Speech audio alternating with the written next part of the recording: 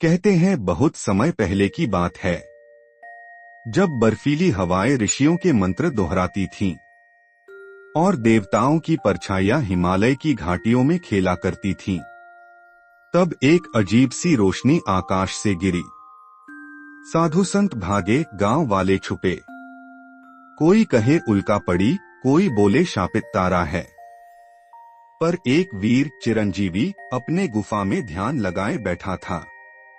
बजरंगबली आंखें खोलीं और बोले, यह कौन अतिथि है जो देवताओं की मर्यादा लांघता है। हनुमान बाहर आए, बड़े तेज, बड़े शांत, और सामने था वो लाल नीले वस्त्रों में एक पुरुष, जिसकी छाती पर कोई ऐसा चिन्ह चमक रहा था। हनुमान बोले, कौन हो तुम जो आकाश चीर के आए। वो हंसा और बोला, मैं सुपरमैन हूं, धरती के रक्षक। हनुमान की भौहें तनी। सिर्फ कह देने से कोई महाबली नहीं बनता, परिचय दो।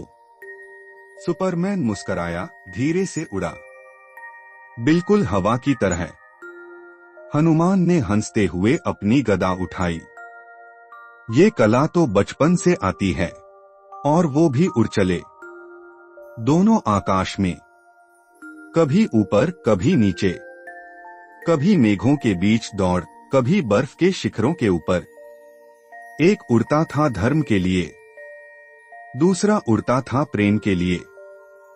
धीरे धीरे वो मुकाबला तब बन गया। किसी ने कहा दो सूरज आपस में टकरा रहे हैं। तभी कैलाश से एक रुद्र गर्जना हुई, बस करो। और वहां प्रकट हुए महादेव। त्रिनेत्र से देखकर बोले, तुम दोनों ही सृष्टि की संतान हो। हनुमान भूतों, भय और अंधकार के विजेता, सुपरमैन न्याय, रक्षा और करुणा का प्रतीक। कोई बड़ा नहीं, कोई छोटा नहीं। प्रकृति ने तुम दोनों को अलग अलग जिम्मेदारियां दी हैं। हनुमान ने हाथ जोड़े, सुपरमैन ने सिर झुकाया। फिर दोनों ने एक दूसरे को देखा और हंसते हुए बोले, अच्छा साथी मिला आज। कहते हैं उस दिन के बाद से अगर कहीं एक गुफा में मंत्रों की गूंज और आकाश में एक नीला लाल प्रकाश एक साथ दिख जाए, तो समझ लेना हनुमान और सुपरमैन फिर मिल गए हैं। किस्सा खत्म, पर बात बाकी। सुना दो बच्चों को और याद रखो, हर काल में कोई ना कोई रक्षक जरूर होता है।